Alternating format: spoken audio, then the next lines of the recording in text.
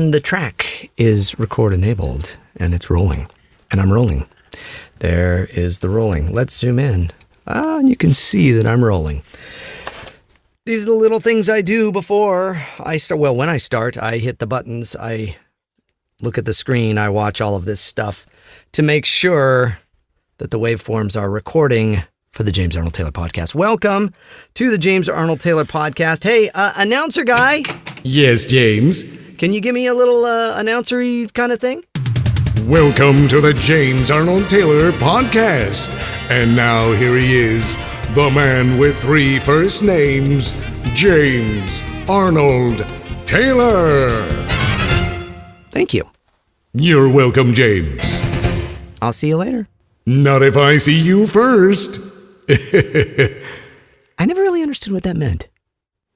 Well, I'll see you later. Okay, bye-bye. He's still nice. Welcome to the James Arnold Taylor Podcast. We're kind of now, it's like people have their intros and stuff, and I listen to a lot of podcasts and people have like this stuff. I just kind of like getting right to it. I don't want to waste time, even though I am somebody that does production. I love producing things and creating things. If you've seen my stage show, you know that I love creating big over-the-top things and stuff. In the very first episode of the podcast, I had all of those different, people auditioning and all of those things for the intro of the show. I just prefer just starting. A little music, a little song, a little dance, a little seltzer down your pants, a little announcer guy saying, James Arnold Taylor, James Arnold Taylor Podcast. You like that I'm doing an impression of the guy that does the announcer, even though I really am the guy? Yes. If you don't know the theme of this show, I am in no way trying to hide the fact that all the voices you hear on this show, it's called Talking to Myself, are me. Because that's what I do. I'm a voice actor, and I do all the voices there, except for if I'm interviewing a friend, which is later on in the show, though, and that segment is very specific to that. So the show is called Talking to Myself. Welcome, you're listening. I am James Arnold Taylor, and all the voices you hear will be me, even if I bring in my engineer, Hank. Hey, Hank. Yeah, James, wait, what do you need? Hello. It's just telling, don't even start with that. I'm just telling them that you're me and I'm you, and so whatever. What do you mean you're me and I'm you? What, are you getting all zen on me? What are you like, you're like a zen master? No, anyways, doesn't matter. All right, Hank, thanks. I'll let you know if I need anything. Okay, James, I'm gonna go out here and eat another onion sandwich. All right. So, welcome to the show. So many things to talk about that I honestly think I could do one of these shows every single day and just always have stuff to talk about and to encourage you with. And, maybe it'll get to that point. What do you think? What do you think? There's people that do podcasts every single day because it's just like radio. See, if I came from radio, and if I did radio, you would just talk every day. I have no problem with that. Not on the weekends, for goodness sake. I need some time away from you. We can't be all together all the time. Plus the other parts of the day, if I go for 90 minutes here, then you've got, what do you got, 22 and a half other hours then or something like that? Is that math right? Half the 23 and then, or 23, no, yeah, anyways, okay. So there's a book by Stephen Pressfield. Stephen Pressfield is known for writing the movie and the book first, and it became a movie, The Legend of Bagger Vance. And he's a writer, and he wrote a book called The War of Art. Now, The Art of War. Everybody knows The Art of War, but The War of Art is it's not a huge book. It's a small book, and it's not even that easy to find. I found that I couldn't even get it at Barnes and Noble. But I got it on my Kindle, which I have a Kindle only because we went to Hawaii last year, and my daughter loves reading. She reads. She reads and reads and reads. She's the real deal. She has read more literature in her lifetime at 13 years than I have read in my entire 49 years of life. I kid you not. She has bookshelves and bookshelves of books, and she loves reading. She loves real books. But we were going to Hawaii, and we were packing, and she had like 8 books, and they were like all big, thick books. Like if like The Land of Stories or, Harry Potter or, these types of books, big, thick books. And we're like, honey, you can't pack all those books. So I said, maybe it's time we get one of these Kindles. So we got a Kindle, and we put all of the books that she wanted to bring on that. And the nice thing is she doesn't really like the Kindle. My wife doesn't use the Kindle. I don't use the Kindle. But when you're in a pinch, so I was doing this show, I was getting ready for this podcast, and I knew I wanted to talk about Stephen Pressfield's The War of Art. I have it as an audiobook, and so I know it from that, but I don't have the actual book, and I needed it right away to, read a quote from it for all of you here today. So I thought, I got the Kindle. I'll get it on the Kindle. So I got it on the Kindle. And of course, here's the other problem, though. It's the last 2 pages of the book that I wanted to read you. So, and it doesn't give anything away. It's not like a fiction book where, oh my gosh. And the killer was Professor Plum in the kitchen with the lead pipe. Why was he in the kitchen with a lead pipe? I don't know. Anyways, so with a Kindle, and some of you probably know much better than me, I couldn't get the darn thing to just jump to the last page. So I had to page through everything, tap, tap, tap. It took like 5 minutes to get to the end of and this is not a long book. So this is the other problem with these things that everybody thinks are so perfect, this technology. No, you know what's perfect? A book, an actual book. Oh, okay. So anyways, Stephen Pressfield's The War of Art. So many of you are creative people that listen to my podcast. So many of you out there are artists and writers and creators, and each one of us has a desire and to achieve and to do. And so I felt like this book, The War of Art, is all about the resistance and what we come up against as artists, whether we're a painter, a writer, a filmmaker, a vlogger, whatever, we come against resistance, and resistance says, don't do the work. Okay. So, to sum up the book, I don't think it ruins it to sum up the book. If you're going to read it, I'm just going to read you the last couple of 2 paragraphs of the book, because I think that it sums things up well, and I want to encourage all of you. Okay, so that's what this episode is going to be. We're going to talk about technology and stuff, but it's really to encourage you. So he says, "Are you a born writer? Were you put on earth to be a painter, a scientist, an apostle of peace? In the end, the question can only be answered by action. Do it or don't do it. It may help to think of it this way. If you were meant to cure cancer or write a symphony or crack cold fusion and you don't do it, you not only hurt yourself, even destroy yourself, you hurt your children. You hurt me. You hurt the planet. You shame the angels who watch over you, and you spite the Almighty who created you, and only you with your unique gifts for the sole purpose of nudging the human race 1 millimeter farther along its path back to God. Creative work is not a selfish act or a bid for attention on the part of the actor. It is a gift to the world and every being in it. Don't cheat us of your contribution. Give us what you've got." Come on, that's pretty darn awesome and beautiful, isn't it? You shame the angels who watch over you, and you spite the Almighty who created you, and only you with your unique gifts for the sole purpose of nudging the human race 1 millimeter farther along its path back to God. So I say that as an encouragement. Whatever you are putting off today, whatever it is you want to do but don't believe you can for some subconscious reason that has been planted deep within you, but you have these abilities, keep going. Do it. You can do it. All right? There is so much in this world for you to do to encourage other people. There's so much I am here to do to encourage other people. But also, so it's not just about encouraging them. It's about you being you and doing what you actually do and what you do well and what you thrive at as an artist. And that covers the gamut. An artist is not just someone that paints. An artist is not just someone that performs. An artist can be, is not just a writer. There's artistry in food preparation, in doing taxes right, in teaching people, in so many things, in being a landscaper, in being, whatever it is. There's artistry in it because it is all going back to the creation of what this our Creator and what this whole planet is, and to do good. So I just want to encourage you. I thought that was really great because I was just listening to that book again today, and was listening to the end of it there, and I thought, you know what, I gotta start the podcast off with that. There's always fun things and funny voices to do, but you know what? I am here to encourage you. My utmost goal is to entertain and encourage you.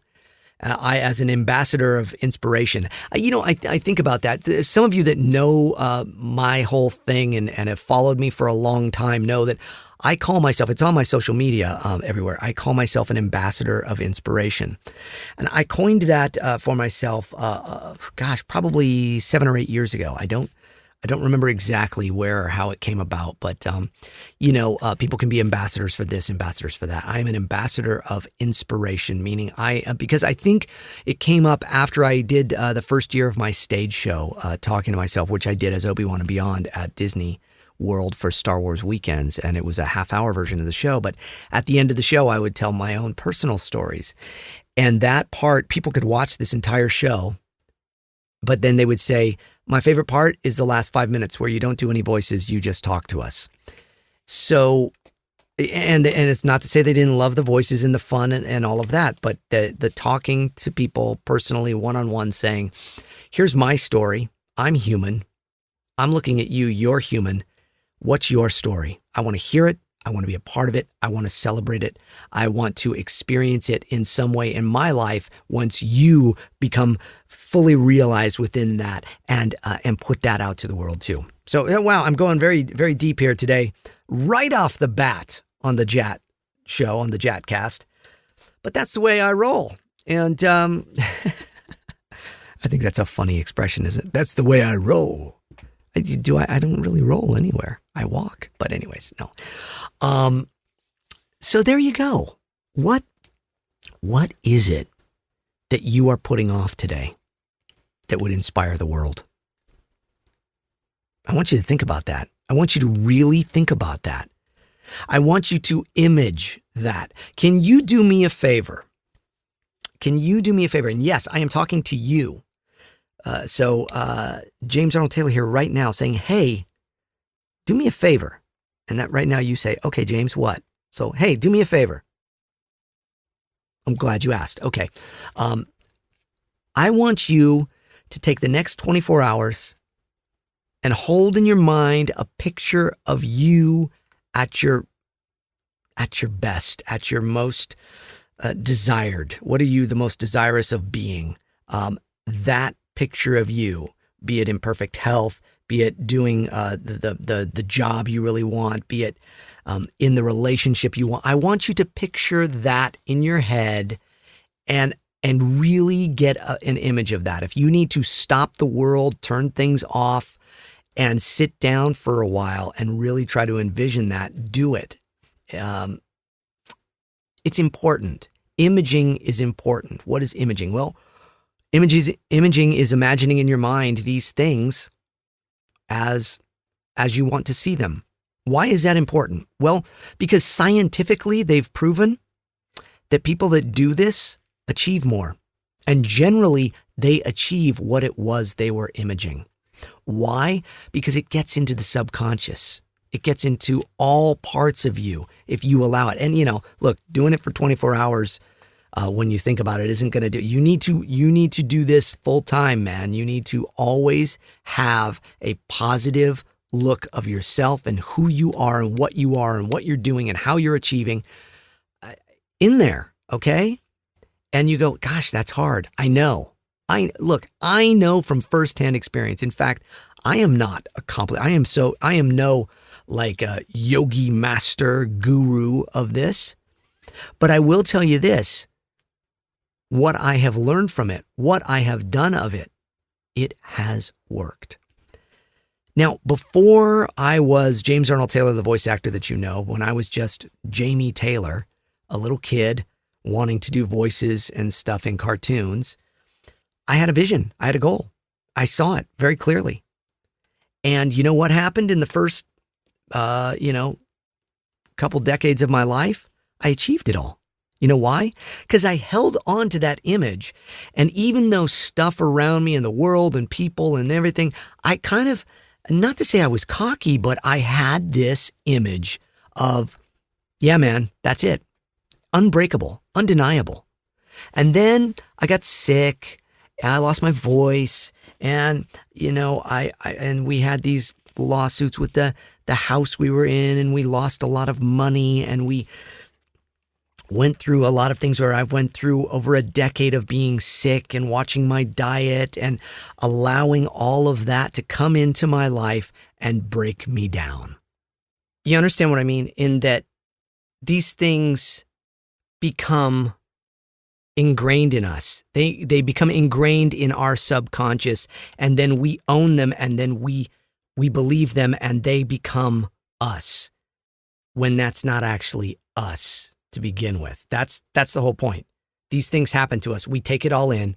We digest that. We put it into our subconscious because we do it so much. And there's all sorts of wonderful research that's been done on this. Dr. Joe Dispenza has done some great stuff. Norman Vincent Peale did some wonderful work in this. The more we kind of do this regular thing day in, day out, putting these things into our subconscious, we are creating things. And as Dr. Joe Dispenza puts it, your body is like your mind, and it starts to think and believe and become all those things. You see?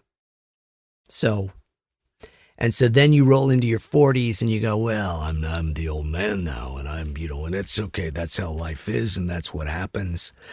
And then God does a little thing. He goes, you know what? That's not true, dude. You're still my kid. I still love you the same, and you still have those same dreams. Now, I have been very fortunate to achieve most of my dreams. I really have. But again, it goes back to that kid, little Jamie Taylor, dreaming of a better life. I did not come from a good household, a fun childhood. I came from a very difficult childhood. I don't say that to be a victim. I don't say that to be dramatic. I don't say that. I only say that to state a fact. Okay? It was not a great place. It wasn't the worst either. There's people that have had much worse. But you know what? If you have a vision and you have an image and you hold tightly to it and you give it to God and you say, God, join me in this. And if you don't believe in God, you know what? The only reason I am who I am, how I am, or even alive is because of the grace of God. And I know that. And so in my heart, mind, soul, body, everything, I know without a doubt there is a God, there is a creator that created everything. And in my studies of it, as well as just in my own personal experiences and personal encounters with the supernatural and a God that exists, the creator. So my job as somebody that knows that is to not go, yeah, man, if you don't believe, you don't have to. I'm going to say, yeah, you don't have to, because the truth is you don't have to. Even God says that. But I'm not going to go, but that's cool. I'm going to go, no, dude, you're missing out. You know what? Because wouldn't it be stupid if I didn't do that? Wouldn't it show that this God that I believe in isn't all that great or all that much if I kind of go, yeah, whatever. I'm cool if you just want to live the way you live. No, I'm excited. I'm going, I have seen the reality of our creator, and I want everybody else to know about that too. Why wouldn't I? So, I haven't gotten really super spiritual on these yet until now. Didn't expect it or plan to until I just started saying all this. And there'll be a part of me later that goes, maybe you should cut that out and just talk about Star Wars, James, because that's really what they want. But you know what? If I look at Star Wars even, it's kind of about this force that guides and protects and moves the galaxy along. Guess it's all kind of in that same world, man. So anyways, the reason I image positively, believe positively, all of that is because there's a creator, and he encourages me to encourage all of you. And that's what I do. So I am an ambassador of inspiration, but my inspiration comes from a higher power than me, for certain, for sure, man. And so when I say it, I'm saying it from a place of absolute love and hope for you to have an image in your mind right now of you in your most perfect state. If you're sick, I'm praying for you. If you're having trouble concentrating because you're someone like myself with ADD or ADHD or OCD, or if you're on the spectrum anywhere, Asperger's or autism or any of that, I am praying for you that you would have the peace of mind and the realization that what you do matters, what you do is important to the world and the world around you, and your art, the artistry of you as a human being matters. And I want you to picture that at its fullest potential. And I'm right here with you, imaging that for you, for me, for all of us. Why? Because it's the most important thing in the world, okay? I can have a podcast where I do a bunch of voices and make it fun, and that's what we're going to do, and I'm certainly going to do that later on here. But right now, I'm on this, and it's like, you know what? Just go for it, man. I can do all of that, but if I have no message to it, I'm a clanging, banging cymbal, crashing, banging drum that means nothing. There needs to be a purpose to it, and you have a purpose. And I believe in you and your purpose.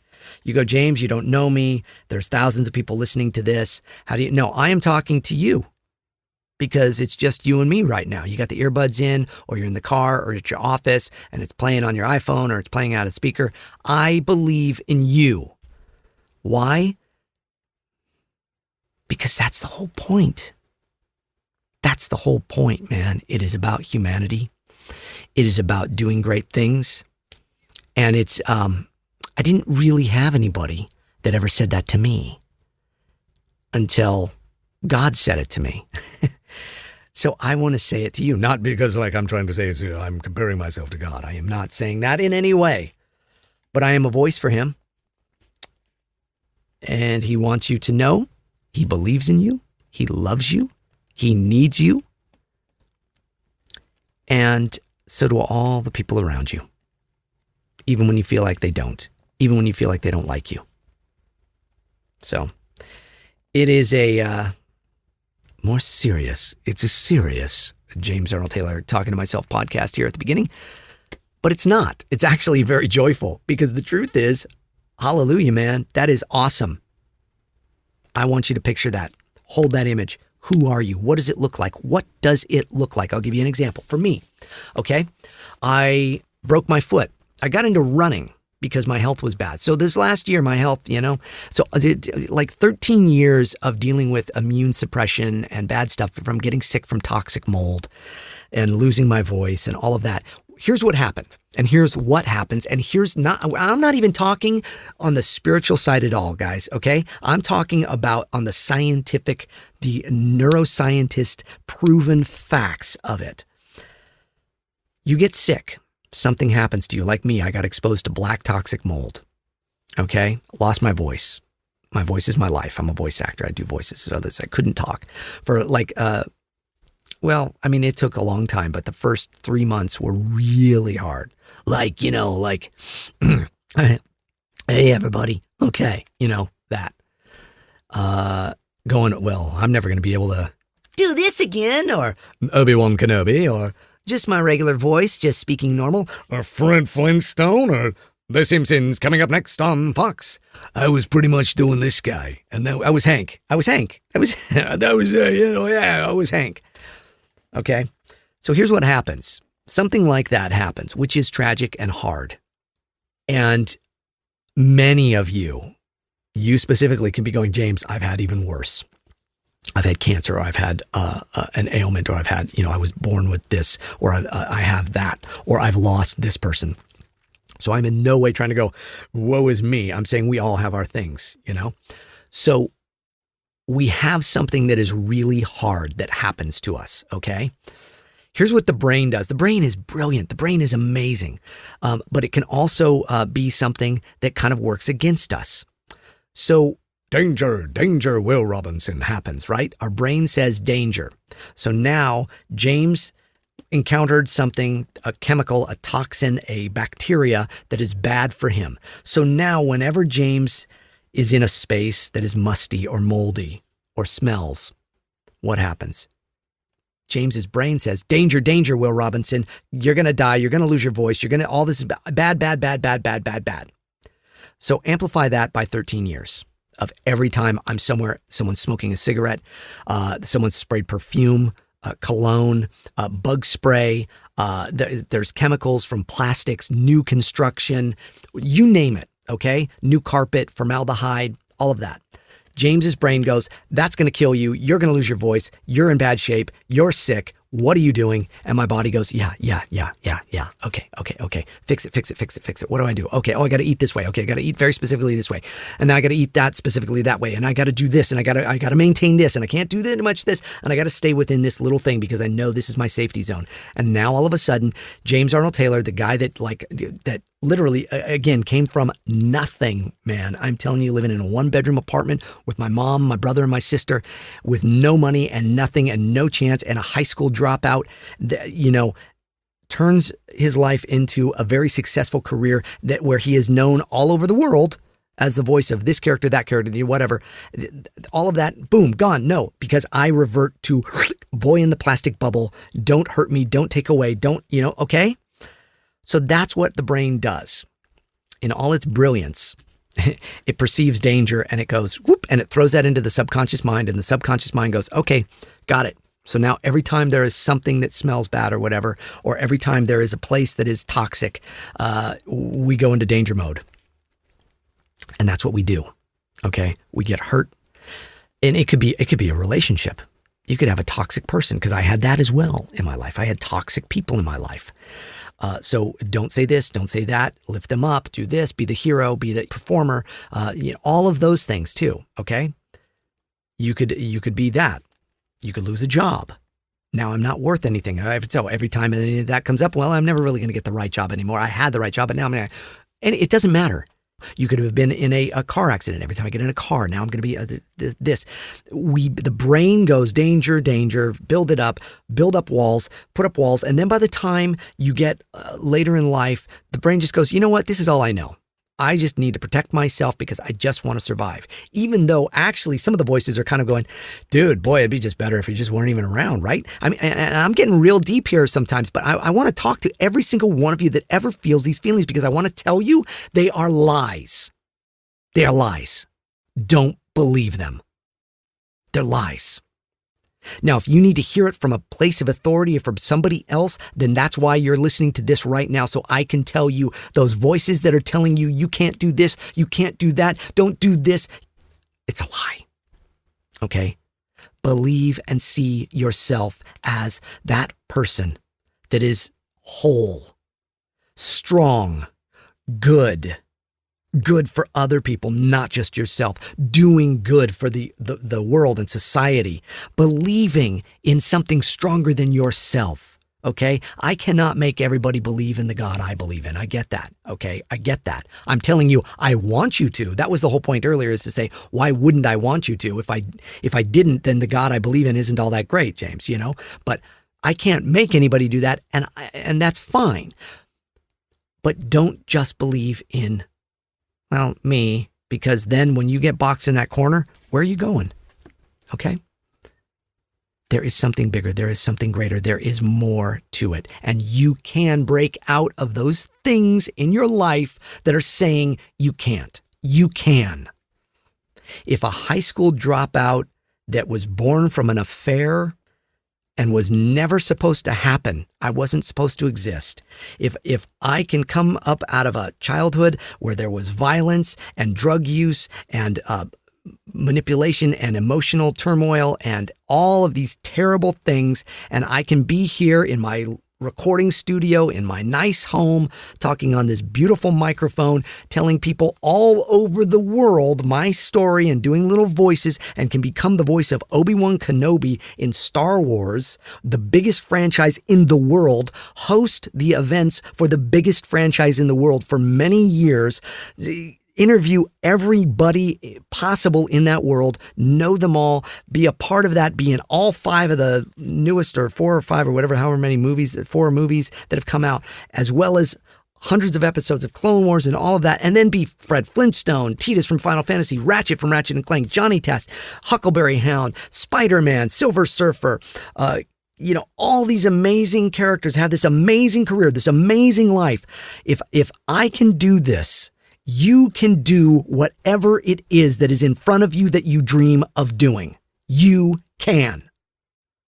I had no silver spoon. I had no opportunities. I'm not saying it to be a victim. I'm saying it to encourage you. I don't know your full circumstance. I don't, but I do know this. I am telling you, whatever it is you are dreaming of or want in your life, you can do it. Just believe. Image. Breathe it in. Take it in daily. Constantly. If you are someone of faith, pray. Pray with faith. Thank you, God, for giving me the ability to do this. Thank you. Thank Him in advance for accomplishing it. Okay? That's what I do. That's what I did even before I knew, because I did not grow up knowing God. But I went like, okay, I can do this. My mindset was almost like, well, who else are they going to get? I'm the guy. I do the voices. I'm the thing, and not in a cocky way, but again, just like, and I'm fun, and this is fun, and isn't this great? And guess what happened? They went, yeah, well, who else would we get? Yeah, you're great. You're fun, James. Let's do this. So come on. And my career just grew and grew and grew. So do it. Because people go, how do you become a voice actor? I have no idea. I really don't know. I cannot tell a young person now how to get into voiceover because it's a completely different world than what I grew up with. But I can tell you this, even then I couldn't have answered it because all I knew was I had a dream, I had a vision, I had a goal, I had an image in my mind of me achieving it. And I went after that without thinking of anything else. And it happened. Circumstances, doors open, things happen. Boom, here you go. Next thing you know, I'm sitting in the back of a car driving down Disney World Main Street while they're doing a parade, and it says, the voiceover legend, James Arnold Taylor. What are you telling? What are you getting? Tom Kane, by the way, doing the voiceover. He's a voice acting legend. And I'm like, what are you kidding me? I'm a little dork that was the shortest kid in his class every single year, never, ever, got picked to play any sports ever. And here's this life. Here I am, about to go up onto that stage, get out of that car that takes me up the main street there, go up in front of 15 to 20,000 people outside at Disney World going, welcome to Star Wars Weekends. James. What's that? I'm your host, James Arnold Taylor, the voice of Obi-Wan Kenobi. And I'm not saying it like I'm bragging. I'm saying this is my life. It's weird, man, and it's wonderful. But you know what? I had this image of it happening. What's your image today? What is your image? What do you want to do? What do you want to do? I want you to think about that. I want you to really think about that. I want you to write about that. I want you to write it down. Don't go to sleep tonight without writing it down. That's why I wrote my book, JAT 365, and in it I say that. So one of the first days, it's like, what do you want to do? What's your goals? What's your dreams? Dream big. Do it. You can do it. I believe in you. If you don't have anybody around you right now that believes in you, I believe in you. And I mean that. And many of you have reached out to me on Facebook or Instagram or Twitter or just emailing me directly. And I write you back, I believe in you. Because I do. Because I take every story to heart. Because you know what? I was that kid. Dreaming. So, yeah. This is a big crazy podcast today, isn't it? And I love it. Because I want to inspire you, and I hope it inspires you. I hope it doesn't make you mad. I hope people don't go, well, he's talking about God. I don't want to, whatever. Hey, look, man, I'm just telling you the truth. So whatever you believe, know that I believe in you. Whatever you believe, know that if you hold an image in your mind, because there's people doing it without God too. There's plenty of people doing it without God, and they're being very successful. So then what about God? Well, you know what? God's big enough. God can take it. Because people would ask me, well, then doesn't that kind of disprove the whole theory of God if people can do it either way? No, not necessarily. God built a planet, a universe, where scientifically these are the facts. This is what makes up this. And positive imaging is a scientific fact that it works within the body and the person and the mind to create. So God made it that way. Whether we choose to believe in him or not is still an independent choice, individual independent choice. Free will, man. Free will. So, anyways, again, in no way trying to get religious on anybody, because I'm not religious. I'm not a religious person. I'm not. I'm a spiritual person. And my relationship is a one-on-one with God. Well, you're talking a lot about it right now. Yes, I am. Because people always ask me, how do you get into voiceover? How do you do what you do? How did you come up with all this? What's your story? It's part of my story. It's part of my life, man. I'm sorry. It's just like having blue eyes. I have blue eyes. That's, I can't fix that. I can put contacts in that make them brown, but I still have blue eyes at the end of the day. So I can sit here and do a whole podcast and never mention God and talk about, I can do a bunch of funny voices and I can interview my characters and all of that. But that's not the core. That's not the heart. That's not the real me. Right? So once I pop those contacts out, there's the real James. That's the one my wife goes, oh, there's those eyes. I love those eyes. So you guys you're listening to this because you want the real story. You want the real James. You want to know who I really am. You want to know what my real story is. You want to know how I really have succeeded in voiceover to become an actor in Hollywood, working daily as a voice actor and getting paid. This is my story. This is how I did it. I beat every single odd. I mean, look at the odds.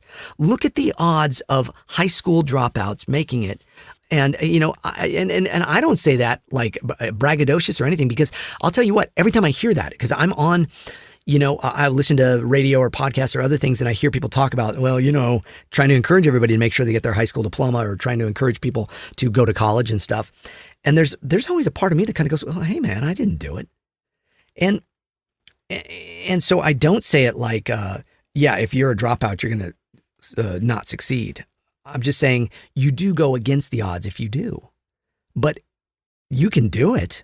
My goodness. But I'm also not telling anybody. Here's the backside of that story. So any of you that are kind of going, oh, see, I don't need to finish high school. It is one of the biggest heartaches of my life to not have a diploma and to not say that I got to walk down that aisle. James Taylor. Thank you. Didn't get any of that. I didn't get any of that. And it's and then when you're in a room with people the rest of your life, even now, I'm 49 years old. Oh, and where did you go to school? Oh, well, I went to high school in Santa Barbara, where I'm from. So you didn't go to college? No. And see, it usually just stops there, but sometimes people will push.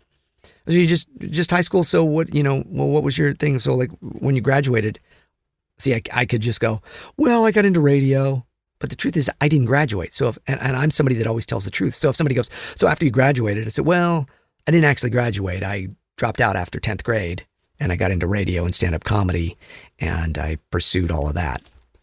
Oh, and instantly in their minds and in their body, I see it. I see it in their body. I see it. I don't see it in their minds. I'm not that good. I'm not, even though I voice Professor Charles Xavier. I can't read anybody's minds. So you see it. So it becomes I don't want to say it's a regret, because I try to not have regrets, but it is something that sticks with you. So if you're thinking about dropping out of high school, don't do it. Don't do it. Stick with it. Image yourself finishing that. If you don't go to college, hey man, that's cool. Whatever. But, if you can go to college, go to college. Why not? Okay? I mean, honestly, I miss all of that. My wife went to college. My wife graduated, obviously. She went to college. All my friends graduated, went to college, did all that. They enjoyed their lives. I didn't have any of that. So it's not a badge I wear of honor. I'm a high school dropout. And look at me. I make this much money and I do this and I'm known all over the world. No, I say it kind of like, I didn't graduate high school. I could hide it from you. I could not talk about it here. There's a lot of parents that are probably going, James, shut up, man. My kid's listening. I'm telling you, and I'm telling your kids, go finish high school. Do it. Go to college if you can. If you can't afford it and all of that, go to city college. If you can't afford it and you're not into it, pursue what you love. Because I'm not a big college. I'll be honest. I'm not a huge college guy. If my daughter doesn't want to go to college, I'm kind of like, okay, well, what do you want to do? Where do you want to go? Now, if she's like, well, I want to be a doctor, it's like, well, sorry, honey, you got to go to college. I want to be a teacher. Sorry, honey, you got to go to college. But if she's like, I want to be a writer. See, that's tricky. So she could because she does. She wants to be a writer. She could go take writing and stuff, and it probably would advance her so much easier, so much quicker. But here's the other thing. If she's a really talented writer and she's writing great stories already, which she is at 13, and she wants to become a writer and she starts writing, so again, but guess what? She's finishing high school and she's going to take some college courses anyways, even if it's local. City college. I am telling you, most city colleges are fantastic. Okay. So I'm just saying, because if it's a money thing, okay, that's tough because I get that. I grew up with nothing. We did not have money. My mom raising 3 kids on a woman's salary in a man's world at the time in the 1970s and the 1980s, there wasn't anything. So, one of the greatest gifts ever was 1977, 78. Just sneaking downstairs, and my mom and my sister slept in the living room because we had a 1-bedroom apartment that we all lived in, and it had an upstairs and a downstairs, like a townhousey kind of thing, but it was only 1 bedroom. My brother and I slept in that, and my mom and my sister slept downstairs on sofas in the living room. And I remember Christmas morning going down at 5, 6 in the morning to see if Santa Claus got me that Darth Vader lightsaber. And guess what? He did. One of the coolest things ever. So thank you, Mom. If it's a money issue, I get it, but don't deny yourself an education. Go to high school. Finish high school. Go to college if you can, if you want, if it's really a passionate thing that you want to do in life, that you need that degree. Get that degree, man. Do it. Okay. Oh my goodness. It's the James Arnold Taylor podcast, and we are talking about serious things here today. I am really, really wanting you all to pursue those dreams. I want you to feel those dreams. I want you to image those dreams. Okay. Here's the other thing. Let me put my glasses on. Norman Vincent Peale. Okay. Norman Vincent Peale, the man that wrote The Power of Positive Thinking, Power of Positive Living. Tell yourself you are successful at imaging. So if you're like, I can't image this. Okay. I don't know how to image this perfect me, James, that you're talking about and going on about and being all passionate about, James. I can't do it. Then start by telling yourself you are successful at imaging and that you have unlimited faith. Okay. I don't know, James, your whole God thing intrigues me, but, I don't really know, and I don't really have any faith, and I just want to tell yourself you have unlimited faith. Believe it. Tell yourself you are successful at imaging that perfect you, and guess what? Eventually, it comes into fruition. Pray, visualize, actualize. And that is... just some of what this is the direction I want my life to go into. So James, what do you image? What do I image? I image helping all of you come up with your stories, seeing your stories come to fruition, and being able to concentrate, all of you not desiring to be on your cell phones all the time or on a device, but being able to get outside, to breathe, to think, to calm your minds, to not be obsessed with Star Wars, Marvel, DC, video games, any of it, but enjoy those things as fun, but know you're here to change the world in a different way than that, and not sitting in a cubicle designing video games the rest of your life. There's nothing wrong with that as far as a job if you're creating cool things and enjoying it. But we are getting so inundated with technology. So what's my image? My image is showing you that there's life outside of all that technology, showing you that there's peace of mind, and there is a way to concentrate and to fill your heart and minds and souls with more than just stuff. Okay? More than just voiceover, more than just money, more than just fame, more than just recognition, more than just adoration, more than just food, more than just technology, more than just another game. There is so much more than that. I happen to be very blessed to work in this industry and do all of these things. But at the end of the day, what I hope happens by people seeing a game or playing a game that I'm in is that they go, so who's in that? And then they look and then they see and then they find out who I am and what I'm about. And they go, oh, that's cool. He's not just about all of that. And here it goes deeper and this is who he is. And oh, and then next thing you know, we've got people that are just imaging the coolest lives for themselves. That's what I want of all of you. It's always what I've always wanted. I've been very clear on that. That's why I wrote my book. That's why so many people have come to me and said it works. So that's what I want. I want the best for you. I want the best for you, specifically you that is listening to this right now. I am still talking to you, and I still believe in you. And I get passionate about it because I know it's very easy to go, yeah, but he's talking to a bunch of people. No, I'm talking to you. I pray for each and every one of you. I really do, all the time. And I hope for the best for everybody that listens to this, or that is on my Twitter or Instagram or YouTube or Facebook or email or my website, any of that. Or that come to events and see me or meet me at cons. I pray for you all. I hope for you all. I hope for the best for all of you, for health and goodness and mercy and guidance. So that's me in a nutshell, baby. That's it. Okay, so I haven't done any voices. I haven't been silly. I haven't made you laugh in a while. So it's the James Arnold Taylor podcast. Podcast. JATcast. Woohoo. Okay. Hey, I had a fun experience this last weekend, I should say. So, for those of you that know the world of Star Wars and all that, yes, he's talking about Star Wars again. Sorry, guys, I will talk about other things soon. But here's the thing. Star Wars is kind of in the forefront as far as my career goes right now, is a lot of Star Wars news, a lot of Clone Wars news happening lately. So that is kind of the thrust of a lot of these episodes here. And, I apologize to the Ratchet and Clank and Final Fantasy fans and all the other fans of other whatever stuff I voice and do. That huge contingency of Huckleberry Hound fans. I haven't voiced Huckleberry Hound in years, but anyways, this last week, Tracy Canobio, who is the wonderful, delightful person in charge of publicity there at Lucasfilm.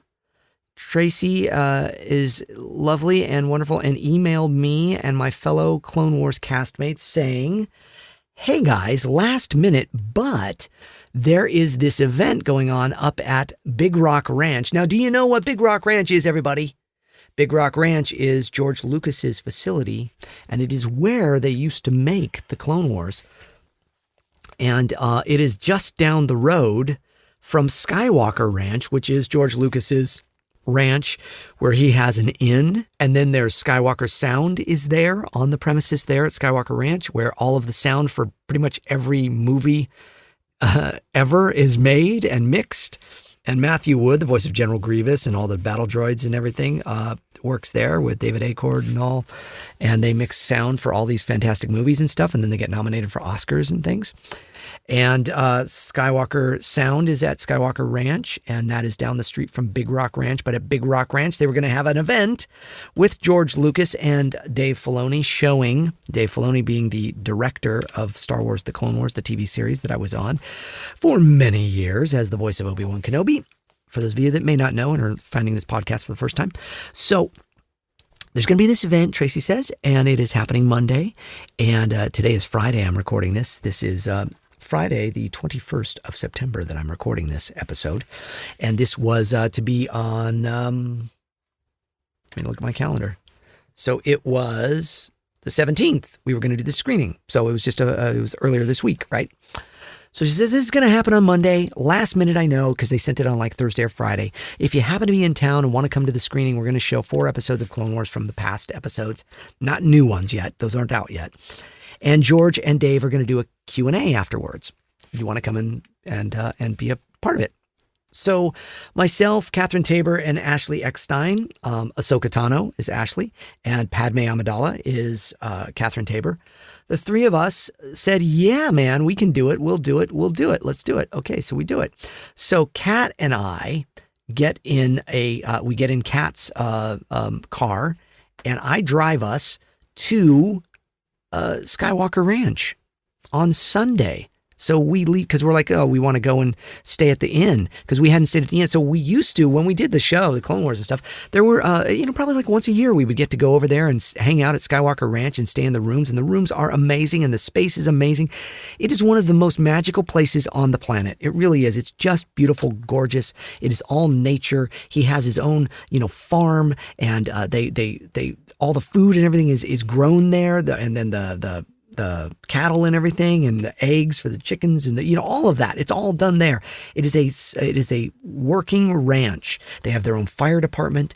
They have, of course, their own gazillion-dollar sound design studio, like every ranch has. Anyways, so we hadn't been there in a long time, been a few years because, Clone Wars has gone bye-bye and all of that. And so we're like, yeah, let's go. So Kat and I get in her little land speeder and we drive over to the area there up north. We're in the Los Angeles area. They're in the San Francisco area. And so we get in the car, we drive up there, we get there, and we stay a couple nights, and it is magical. And then, so the next night, so Ashley Eckstein and her wonderful husband, David Eckstein, of course, the Major League ball player, the MVP ball player. He's just fantastic. What a wonderful human being, and what a wonderful human being Ashley is.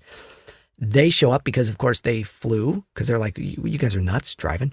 But no, because their schedule is busy and all. And so they flew up there. And so the 4 of us got to just hang out and walk around Skywalker Ranch all day on Monday. And then that night went and drove up the road to Big Rock Ranch and met with our old director. And I don't say old like he's old, although he would say that now. He goes, I'm getting old. In fact, he said that to me that day. Dave Filoni, I'm getting old. I'm all old now. I was like, Dave, you're not old. I am older than him.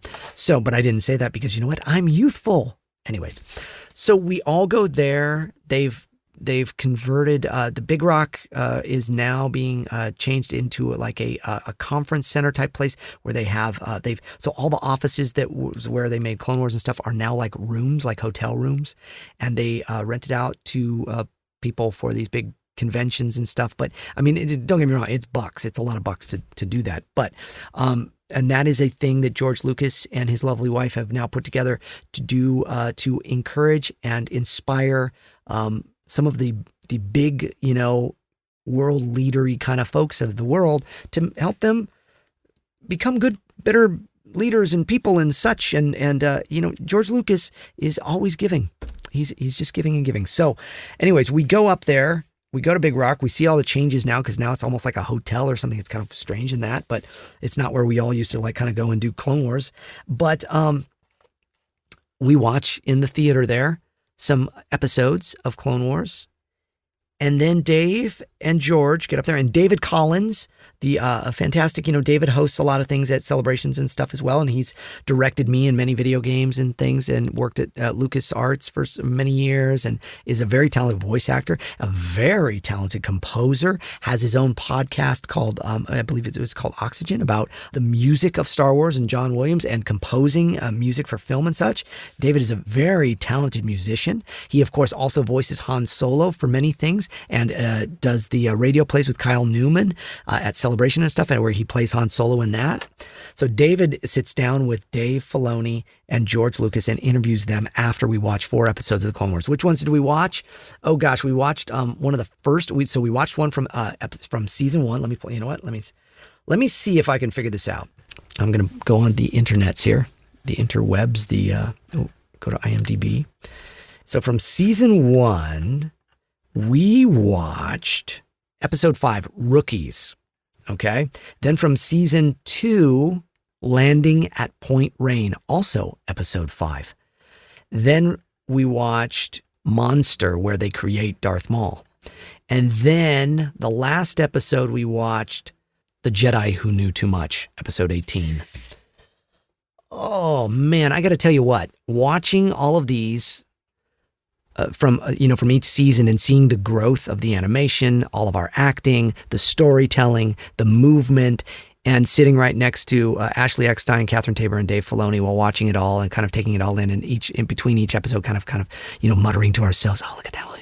I mean, and first off, let me tell you, Landing at Point Rain, game changer, total game changer, and totally changed the landscape for them. So after this, they sit down and Dave and George talk about things like that. And first off, let me say this. They were both so funny. They were really funny, giving each other a bad time. They're like two old buddies getting together and talking about the work they did, And George Lucas, the first thing, and I had a nerd out George Lucas moment later, which I'll tell you about in a minute here. And this is why. Because George Lucas is sitting there talking about things. And he's talking about the technology, and that he never looked at Clone Wars as an animated show. He looked at it as a movie, as an on-camera movie. He looked at it so he created this show just the same way he created all the movies. He looked at it the same way. He didn't go, "Oh, I'm making a kid's show. I'm making an animated movie. I'm making a cartoon. I'm making a TV show." No, I'm making movies. And that was what he held everybody else up to as well. And that's what they did, right? So he's saying all of this. And he's talking about how, if they couldn't do something, they would create the technology. He would push them farther. He would push Dave farther. He would teach Dave all this. And now Dave's like, yeah, and I employ all of that in the shows I do. And so it was really beautiful and wonderful to see all of that, to hear all of that. But, at the end, George is talking about things like Planet of the Apes, the new Planet of the Apes movies, which I really loved. And he apparently really enjoyed them as well. And he's talking about the technology because he was saying how now, here's what it does. It allows us to tell stories better because now you could have Planet of the Apes where the apes are the good guys and they all look like real apes, and it's amazing. And because it is. If you didn't see the Planet of the Apes movies, you do yourself a favor, watch all 3 of the new Planet of the Apes movies, especially the very last one was that Rise of the Planet of the Apes. So amazing. Such a touching story. Such a great story. It's just film. It is just what a movie is about.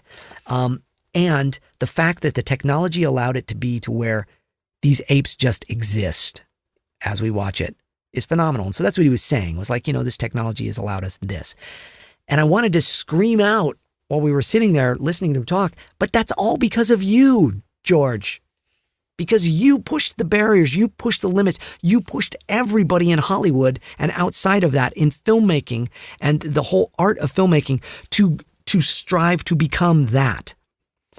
With what he did with the original Star Wars and then on into the next ones and the prequels and everything else. He pushed and pushed and pushed and pushed. In fact, you know what, everybody? Sorry, if you don't like the prequels, guess what? If we didn't have the prequels, there's a very good chance we wouldn't have a lot of the technology that we have today in all the movies that you love.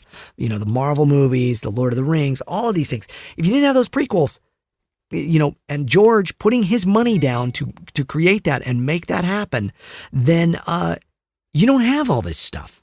And so I wanted to just scream that to him. And so instead, afterwards, we're all standing there with George Lucas and Dave Filoni and Lynn Hale, who's a wonderful, publicist there at Lucasfilm, and Tracy Canobio, and it's Ashley and Kat and I, and we're all standing there. And I'm like, "I'm sorry, Mr. Lucas, but I have to tell you this.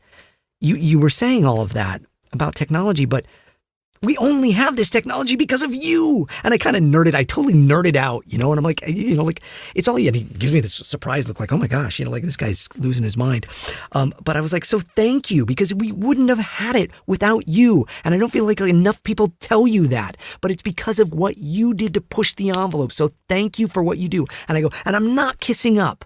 And he gives me this look kind of, and everything. And I'm like, I'm not kissing up at all. I'm just telling you, we have all of this because of you. So thank you. And I think he heard it, but I was also just like, oh God, I was just a total nerd. But, so that's what so Obi-Wan Kenobi nerded out with George Lucas, his creator. Anyways, it was a neat moment.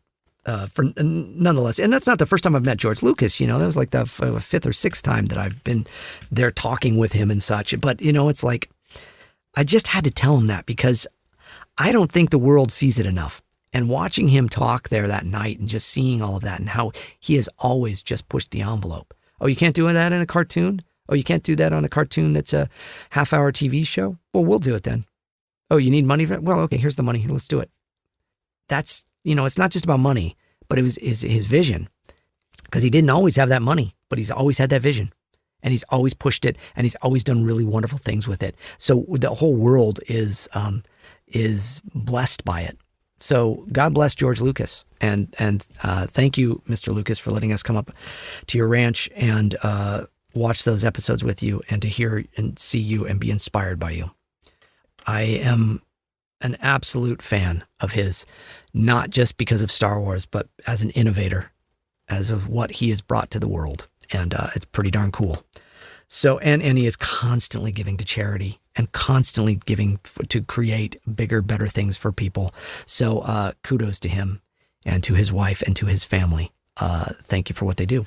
So anyways, I thought you would all enjoy that. So then Kat and I then the next day walk around the ranch and hang out because Ashley and David had to take a real early plane. But we all stayed up really late talking in the main house. So there's this main house at the ranch, George's main house, and we went and we got to walk through the library there, and we got to go places we never knew we could go before, and all of that. My daughter has been there and done all that. I think I may have said this story already in another thing, but she's when she was a little, like 4 or 5 year old, Lynn Hale got to take her into all these places. She took her down to the archives, took her into George's office. She got to see all these things as a little kid because she knew it was like, she's never going to remember this. But so anyways, that was pretty cool. But and Lydia was amazing. Lydia, my daughter, met George Lucas in an elevator once at the Presidio, and he was so sweet to her and so nice. And she was like 5 years old. And yeah, it was pretty great. But anyways, I digress. So Kat and I walk around the rest of the morning at Skywalker Ranch and just soak in all that goodness. And then we got back in the car and we drove for 6 hours back home. Got home that night. And then I had to do some work for Fox. The Simpsons, Bob's Burgers, coming up next on Fox. And then got to kiss my wife and daughter and go, what kind of life do I live? I'm the luckiest man in the world. Pretty stinking cool. So again, it all goes back to, and so if you think your dreams won't take you anywhere, they will. Okay, that's what this episode is all about. Your dreams take you places, man. They do. I've been so fortunate to be in the room with so many wonderful people, interview so many people, and have a really neat life. And I've sung God Bless America and the national anthem. Sorry, I'm I'll be honest. I'm texting my wife right now as I'm talking to you all because she just let me know that she's coming home, and so I'm sending her a little thumbs up. So I was looking, and do not podcast and text at the same time. It's dangerous. I don't normally text a lot, but if my wife texts me, I have to get back to her. So in the middle of that story, she texted me, and I need to at least send her a thumbs up saying yes. So anyways, there you go. Cool, crazy life that I have. And I've been able to sing the Dodger games in front of 55,000 people, sold out game because of Star Wars. And so pretty crazy life, man. So keep dreaming, everybody. It's the James Arnold Taylor Podcast.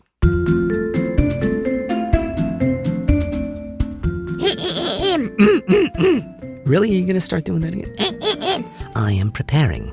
Okay, yeah, sorry. It's everybody, it's time for the Get to Know Jat segment. I was about to tell them that. Hello, everybody. It is time for the Get to Know Jat segment, which you've already said, and now they don't care.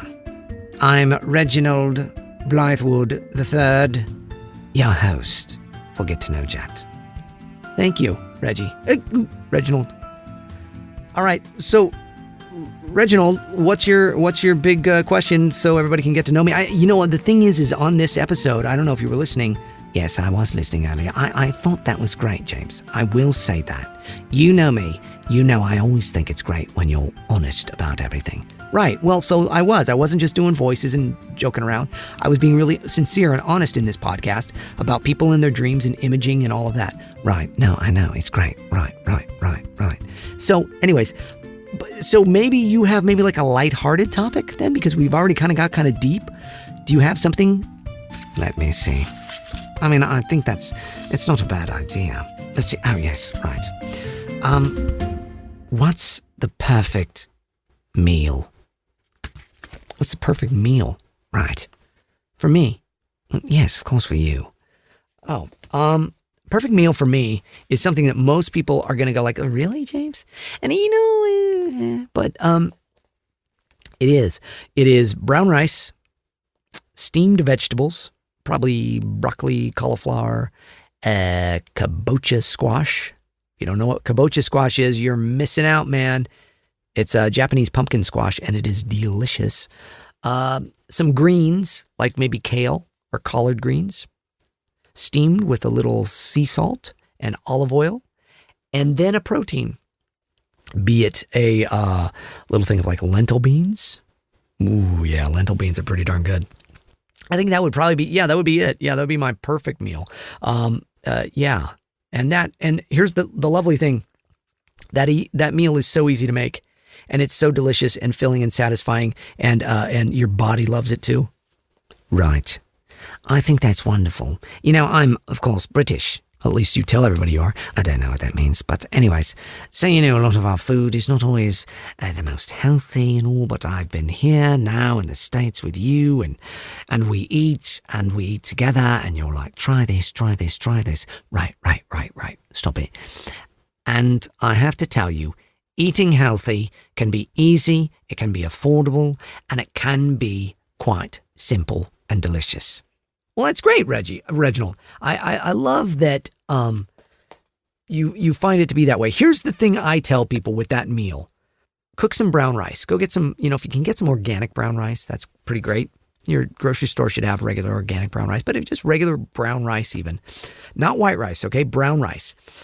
Here's what you do. You clean it. So you get water in there, you rinse it off, you strain it, make sure it's clean. Then so if you do a cup, say you do a cup, or let's say you're doing a half a cup. Let's say you're doing a half a cup of rice. Then you do a cup of water. So you just double the amount of water for the rice. Right. You put that in a pot. You throw some sea salt in it. What we put in it, because this comes from my macrobiotic training. Now, macrobiotic being the macro being big and biotic being life, big life. But the macrobiotic diet comes from Japanese culture. Right, that's right, Reginald. And it was made for people when they are ill. So a lot of people with cancer and such, they go on a macrobiotic diet and they find it to be very helpful. Yes, it is helpful and healthful. And I went on a macrobiotic diet when I was sick many, many years ago, right? So I found that's the one thing that kind of stuck with me that I really liked. Was still eating really healthy and good and all that. So it's kind of a macrobiotic thing, but here's the macrobiotic thing you put in the rice for me is you get a little kombu, which is seaweed, just a little postage stamp. You cut it into little postage stamp size pieces, and then you use that instead of salt. When you salt things, when you cook things, and you drop that in the water, and it salts it. And seaweed has all sorts of really good minerals and vitamins and all of that in it. So that goes into the rice and the water, and it cooks into it, and it gives it's wonderful. It's wonderful. So I would you simply put a little postage stamp of kombu, or you could put a pinch of sea salt in there, and you bring that up to a boil, and then once it's boiled, you turn it down, cover it, and let it just kind of simmer on low for like 35 minutes, and you cook that rice, At the most, 35 minutes. I know everybody's going, yeah, I can put it in a microwave. No.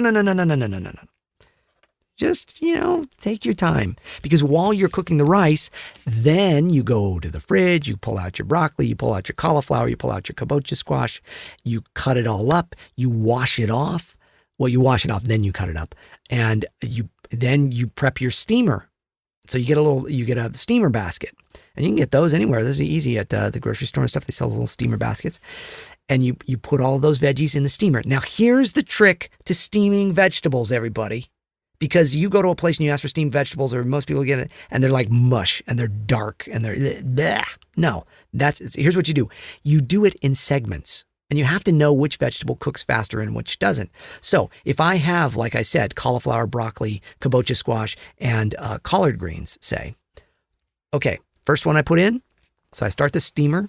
I get that. I put a nice bit of water in there. I put the steamer basket in, and I cover it, and so it starts steaming. It starts creating the steam.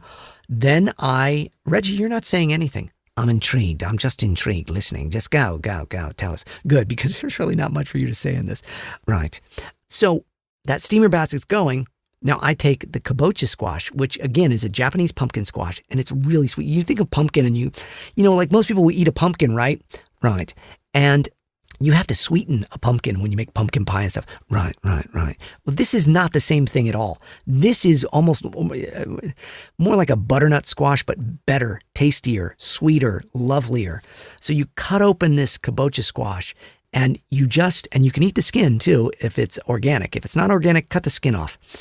But you cube it into little just cubes, right? Just little cubes. And not tiny cubes like a die, but like a dice, but a block, like an inch by inch, say, cubed of the kabocha squash. You throw that in the steamer first, okay? Right. How long does it go in the steamer then? I'm glad you asked, because you got to say something at this point. Right. How long? So I would cook the kabocha for about 10 minutes. Right. So when I know my rice has gotten, now see, because again, I've taken my time, I've been washing my vegetables, I've been doing all that, I've been breathing, I've been practicing mindfulness while I'm doing all of this, thanking God. Oh, look at this, isn't this lovely? I'm in my kitchen, I'm washing these vegetables, I look out the window, I see the birds and the bird bath outside, and I take all that in. My rice is cooking over here. I might even then go over, if I'm doing beans, say if I'm doing lentil beans, I might cook the beans, or if I get like a can of beans, you can get a can of beans like garbanzo beans, wonderful. Okay. But if I'm cooking lentils, I do the same process with the lentils as I did with the rice. I rinse it. I put it in a pot on its own. I bring it to a boil with a little stamp of the kombu, the seaweed in there, and a little sea salt maybe. Because the beans, you can salt them a little more than you would the rice. Give it that kind of nice kind of flavor. If you're really crazy, you could put a little tamari in there, which is like a soy sauce, in the water. Or, check this out. Get an onion or get a leek. I prefer a leek over an onion. And you, which is really in the onion family, you dice that real small and you throw that in the water with the lentil beans. Ooh, man, that infuses the water, which then cooks into the beans. The beans usually don't take as long as the rice. So you put the rice on first, then you go to your beans, right? And then you put those in and turn the flame on that, bring it up to a boil, then bring it down. You don't cover the beans. You cover the rice, but you don't cover the beans, okay? And you let those just cook. And those will cook for about 20 minutes. They don't need much more than 20, 25 minutes at the most, especially if you're doing a smaller amount, even less. But so you've got your beans going, you've got your lentil beans cooking over here, you've got your rice cooking over there, you've got your steamer basket. So you're using 3 burners on your stove. Look at you. You are amazing. And then you throw, when you know there's about 10 minutes left on both of those two things, the rice and the beans, you throw your kabocha squash in the steamer. Okay? Right. This is exciting. Go. But what else? What else? Well, what else? Well, you could do a sauce. I do a tahini dressing. I'm intrigued by that. I've tasted it. What is it? Tell everybody what that is. Right. Well, tahini is basically sesame seeds, and they make tahini butter, which is just like peanut butter, but it's just sesame seeds crunched up into a nut butter. And so you take the tahini, you put it in. Now you're using all 4 burners on your stove top. Look at you, unless you got one of the big fancy burners. And you put that in a little pan with water, or I use coconut milk. And then I put in tamari, and I put a little olive oil. I put in some salt. I put in a little seasoning. I put in some of that leftover diced leek in with the tahini, which is like a nut butter, right? So you mix it all up in there with the water and the coconut milk and everything. You could use almond milk. You could use rice milk or whatever too. I guess you could use regular milk, but I don't use regular milk. I don't do dairy. You put that in a little pan and you bring that you put it on low because you just want to slow cook that, okay? So now you've got that going. You're going to have this wonderful, you could take a lemon, by the way. Take a lemon and squeeze it into that sauce, that tahini sauce. And that's a lemon tahini dressing. Ooh, man. Simple, too. Simple. I promise you all, I will make videos of all this at some point. So 10 minutes to go, you throw the kabocha squash in there and you put it in. You leave that in there on its own for a good 5 to 7 minutes, I'm going to say. Well, no, 5 minutes. 5 minutes, okay? 5 minutes. At 5 minutes, you take the cauliflower. Now you put the cauliflower in. Now don't cut the cauliflower into tiny little pieces. You cut it into nice little, chunks as well. Throw that cauliflower in there now, okay? So now there's 5 more minutes. So now that's cooking, okay? Then when you know there's only 2 minutes left on the steamer, and you go, well, James, how do I know? Well, it's just 10 minutes. Just give yourself 10 minutes. So when it's been 8 minutes, throw in the broccoli. Yep, throw in the broccoli. When there's 30 seconds left of that 10 minutes, throw in the collard greens.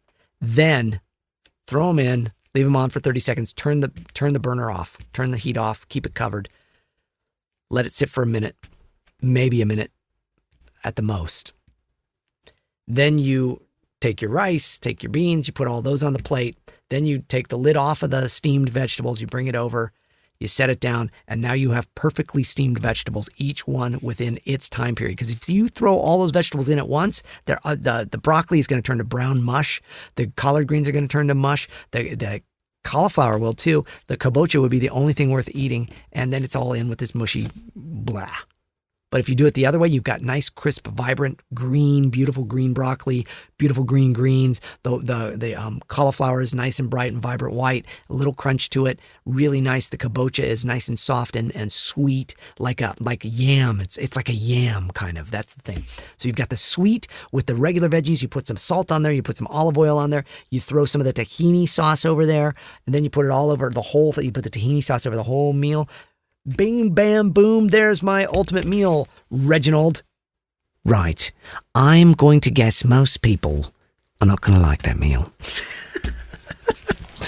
I know. Everybody listening is going, James, I'll just go to Burger King. No, don't, please. Here's my whole point. Do me a favor. Try to make a healthy meal. It doesn't have to be that meal, but a healthy meal that doesn't require your body to process a lot. That's why you do that. That's why you do vegetables. That's why you do rice. That's why you do stuff like that. Your body doesn't then work too hard to process that food. Make a meal like that once a week and tell me how well you sleep that night compared to the other nights. That's all. I'm telling you, it's so much better for your body. Your body doesn't work as hard. There you go. Reginald, have we learned?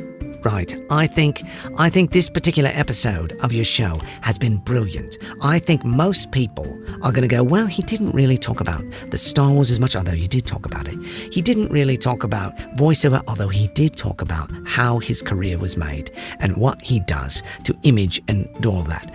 And he didn't really talk about like his ultimate favorite things, but he did in his food. And then in fact, he even gave us a cooking lesson. So while this was not your typical talking to myself episode where you were talking to other people, at the other voices that you do, right, stop it. You gave them a great show. And I think people in the long run will say, I want more of that, James. Inspire me. Really? Yes. Well, thank you, Reginald. I really appreciate that. I really appreciate you saying that. It is my pleasure. I'm going to go make that meal now. All right, well, good. See ya. Goodbye. Well, look at that. Hey, we should do some of your, we still have a little time. Let's do some Q&A, huh? Let's take some of your emails. All right. Well, taking a look at the website, if you've gone to jamesarnoldtaylor.com and has submitted questions for me for anything, I will see them here and I will go through them and try to answer some of your questions. Okay, question number 1 comes from Stephen Walker of the United States. He says, "Hi, Jat. My question to you is this. Would you recommend that I pursue getting an agent and trying to obtain SAG-AFTRA status, or remaining where I am, non-union, doing a few local radio spots a month, no royalties, and learning radio? I am a professional voice actor. I work at it full-time, but only get paid small amounts. I have a separate full-time job. I desire to voice cartoons and video games. This is who I am. I do not do voice acting simply because I can do voices. I do voice acting because that's all I want to do since I was 4 years old. Oh, just like me. That's all I've wanted to do since I was 4 years old. Steven, so look at that. Check you out. Thank you and God bless. P.S. I'd love to see this in a JAT drive. I watch these so much." Okay. Well, first off, thank you, Stephen. I get where you're coming from. So Stephen's question is, for those of you that kind of don't really know the language, the lingo that we're talking about right here, the SAG-AFTRA is a Screen Actors Guild and the American Federation of Television and Radio Artists, which I am a member of. So I'm part of the unions, and I've talked about that before. So in Hollywood, in Los Angeles, New York, Chicago, San Francisco, all the big kind of areas, most work is union work. And so most work that you see on television and movies and things like that, we're all union actors. And so, and the cartoons and things. So he's asking, should he try to become a union actor and do all of that, or just stay where he's at doing local stuff and learning radio? Everybody's journey is their own, Stephen, is what I would say. So I can't really answer that question for you completely because, for one, I don't know your work. I don't know. But I do appreciate what you said. You're not just doing voices because, and I know why you put that in there. You're saying that because, it's what a lot of times I spend saying to people, don't just think voice acting is just doing voices. It's a craft, it's an art, and that's what he's saying. He loves it as well. And it's interesting that he says he's loved it since he was 4 years old, because I have loved it since I was 4 years old, and I've always talked about that. And so it's rare to find anybody else that has that same story. So what do I recommend, Stephen? I have no idea. I'm sorry.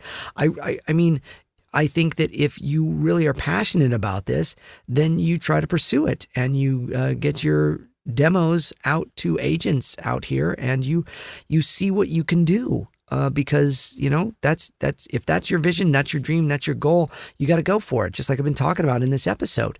So if you enjoy radio and want to do it, well, then go for it.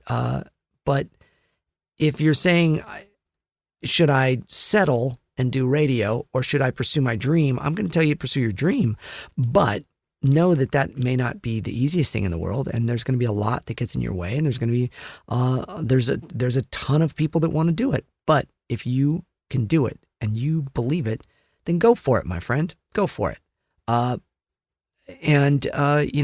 Just keep pushing through and love the craft of voiceover. So there you go. I hope I answered without really I know I didn't really totally answer, but there you go.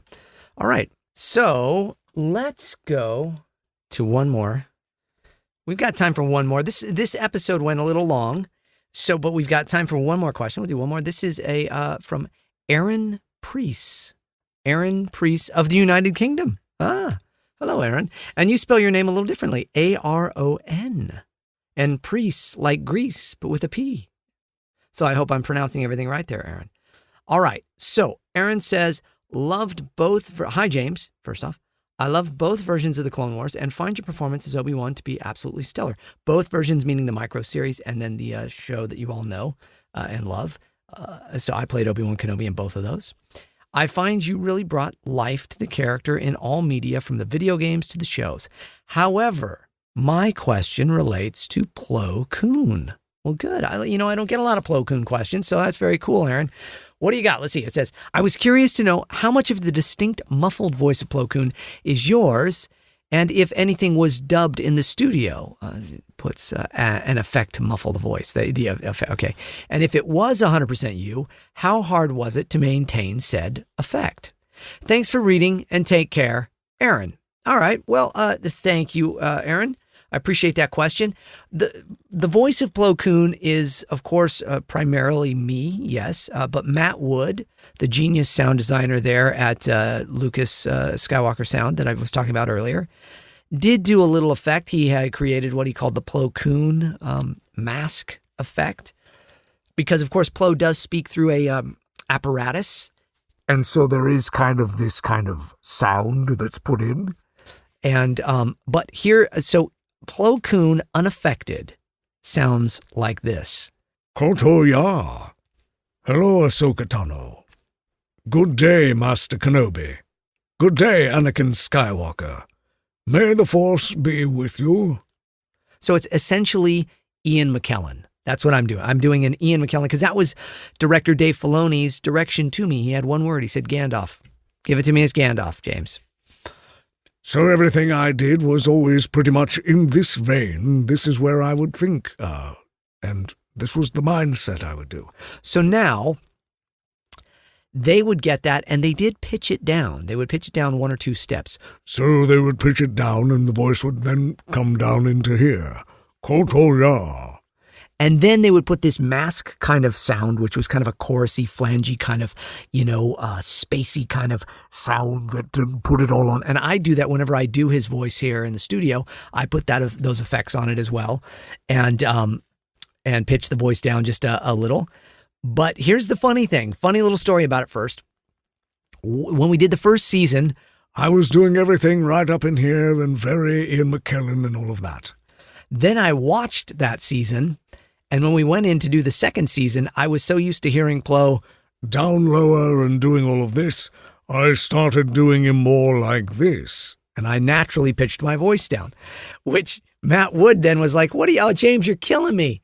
Because we had a setting for it, and now it sounds off because now it's really deeper. So he had to affect it and change it back. And then eventually I found a happy medium. And so did he. But so, yes, the voice of Plo Koon is a mixture of me and Matthew Wood, kind of, and Matt would do that with General Grievous and the Battle Droids and everything as well for his voices. But Plo Koon, though, generally speaking, I mean, the thing I like about it is they didn't put so much effect on it that the acting doesn't come through. I think you really do hear all the little nuance and the things that I did that tried to make it as Gandalf-y as you could. And what a wonderful character Plo Koon is, and what an honor it was to voice him all that time on the Clone Wars. And I hope someday it would be wonderful to get a chance to do that again, somewhere, somehow, someday. Who knows? All right. Well, that is that for our Q&A. That's that for the show today, too. But hey, let's bring in Mr. Announcer Guy. Mr. Announcer Guy. Yes, James. Can you tell everybody, if they want to send questions to me and all of that, you know what I'm talking about? Of course I do, James. If you'd like to have a question on the JATcast, Talking to Myself, simply go to jamesarnoldtaylor.com and click on Jat Show. Then in the drop-down menu, choose a topic, the JATcast. Type in your message, hit send, and shpingo. You just said shpingo. Yes, I did, James. Shpingo. Your question will be submitted for an episode of Talking to Myself, the JATcast. Well, thank you so much, Mr. Announcer Guy. You're welcome, James. Are you going to go now? No, actually, I thought I'd stick around until you finish the show. Oh, you tricked me that time. Yes, I did. Okay, well, okay. Thanks, Mr. Announcer Guy. Everybody, thank you so much for listening to the James Arnold Taylor podcast, the JATcast, Talking to Myself. I so appreciate all of you taking the time to listen to this show and to learn about me. And if, and again, this episode was a little different today, and I talked about some things that, are a little more personal and close to home and close to my heart. But you know what?